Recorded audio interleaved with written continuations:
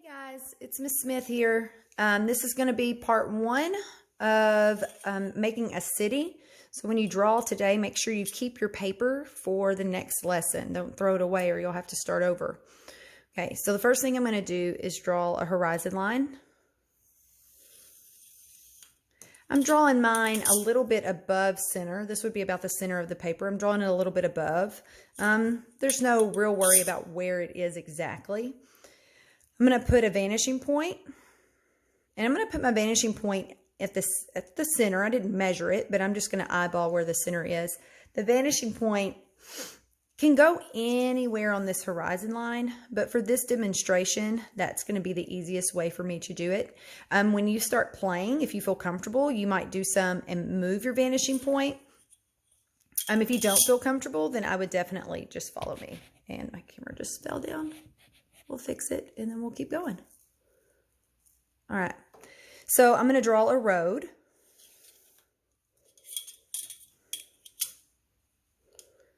Just two lines coming out from the vanishing point. Okay. And now I'm going to draw a dashed line that kind of separates my two lanes. I'm going to do a little mark down here at the bottom. That's where I'm going to come from.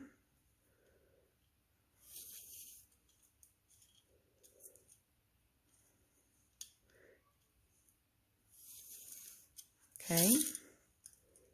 All right, that actually needs to be, I don't think I quite went to my vanishing point. I do recommend using something as a straight edge for this, the side of a folder, something like that, even like an envelope or anything that you can find that just kind of helps guide your ruler. Now, this is not a dashed line right now, it's a solid line. So what I'm going to do is I'm going to start using my eraser and I'm going to make it dashed. That's a lot easier than drawing each dash one at a time. Now what's going to happen as the dashes get further away? I hope you said that they're going to get smaller, because as things get further away from us, they start to get smaller. Not because they actually are smaller, they just seem smaller because they're further away. Just like this road doesn't actually come to a V. It just looks like it's disappearing because it's going so far away. If we had a car in this image and we were to drive all the way here, it would just look like the road again. These lines are actually called orthogonal. Orthogonal lines appear to disappear because of space, but they don't actually. I'm sorry, they appear to converge because of space, but they don't actually disappear at all. Okay, so now I've got dashes down the road. All right, so let's do a sidewalk. All right, so I'm going to come out, and you can decide the width of your sidewalk. Okay, now to do the lines on the sidewalk, this is real important. This is something where students usually need corrected in class. This line that does the sidewalk line, it has got to be horizontal. So the bottom of your paper is horizontal. They should be parallel. They should be the same. What a lot of students do in class is they slant this line. They do it slightly slanted. And what that's going to do is it's going to make this not look like it's laying down. It's going to look like it's slanted up like a ramp. Okay, so you want to make sure, and sometimes they start horizontal and then they start to slant as they get further back. So if you think yours is, I did that one too far. If you think yours looks like it's slanting up, it's probably because you did slanted lines. Now, these sidewalk squares are also going to get smaller as they get further away. Okay, so this is a neat trick that we like to do in the classroom. I'm going to do a real skinny line right here. Line it up with my vanishing point. All right, what I'm going to do is make up like an edge. Like I had to step off the road and up to get to the sidewalk. Now, this line is going to go right up and down. It's going to go vertical. Again, this is another spot where students try to slant that line. And if you slant it again, it's going to look like it's slanted. You've got to make sure that the horizontal lines are horizontal and the vertical ones are vertical. That is the biggest challenge of drawing with linear perspective. All right, if you want to put a sidewalk on the other side, you can. You don't have to. Your requirements will be in the instructions. Okay, so if I were doing a sidewalk over here, I would make sure that my sidewalk squares. You know what? This sidewalk over here is wider than that one, but I'm not going to start over. I'm just going to let it go. All right, so I'm going to do them by hand.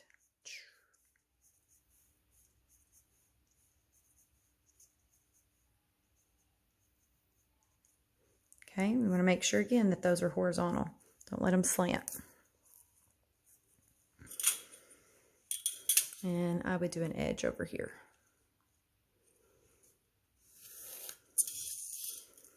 Let those lines go straight up and down. It's important to start understanding how to make things look like they're laying down and how to make them look like they're standing up. So later we'll do a fence, but right now, just things to lay down. Always think if it's got to be horizontal for it to look like it's laying down. It has to be side to side. All right, so I'm going to add some buildings. There's a few ways that you can do this. I do recommend doing your buildings kind of big.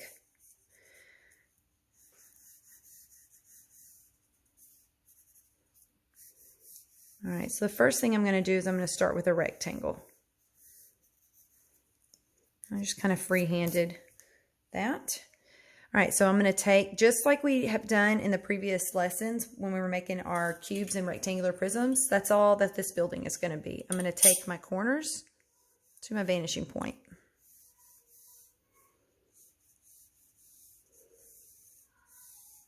All right, then I'm going to finish it off just like we did in our other lessons.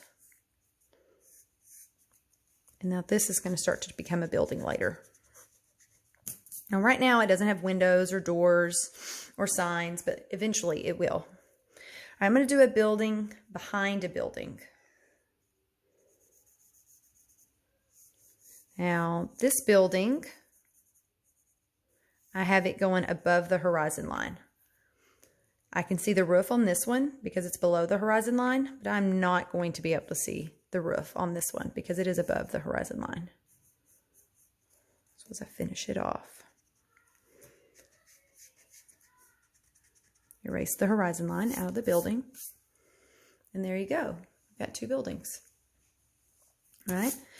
Sometimes I'll have students who want the buildings to touch into their sidewalk, so you could walk right from the sidewalk into your building. So if you want that, you want to make sure that bottom corner touches your sidewalk. So now that line going to the vanishing point for here is already drawn because it's your sidewalk. Here's the top one. And from here.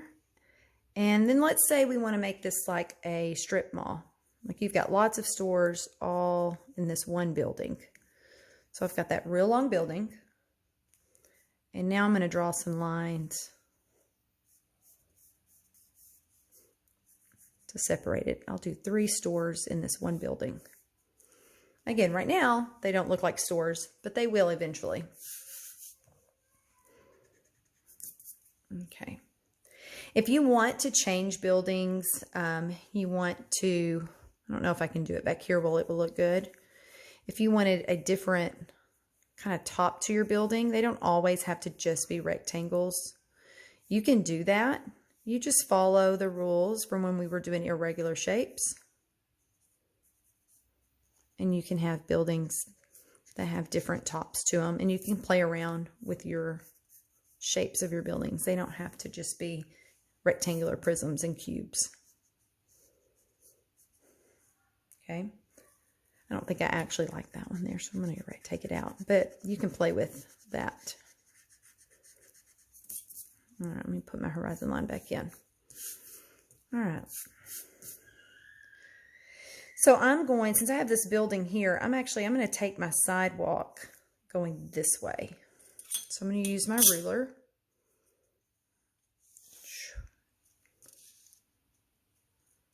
All right. So there's my sidewalk. It's really a big sidewalk compared to the size of that building, but that's okay. So these sidewalk lines, they have to go back to the vanishing point. So to do those lines, they're going to slant. Okay. Anything that's going away, going further into the piece, it's going to slant. If it's just in front of us, it's going to be horizontal and vertical. Okay, I'm going to do a little edge here. It's like that edge, but I'm going to do it on this side. And again, those lines are going to go straight up and down. Okay, I can't see that one because it would go through that. Okay. All right. So that is a good start for us. That's 11 minutes in. So let's get this done for day 1.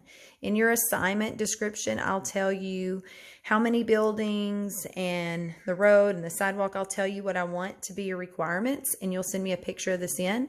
Do not throw this away because we're going to be adding to this drawing. So make sure you put this in a safe place for tomorrow. All right, message me if you have any questions. Bye, guys.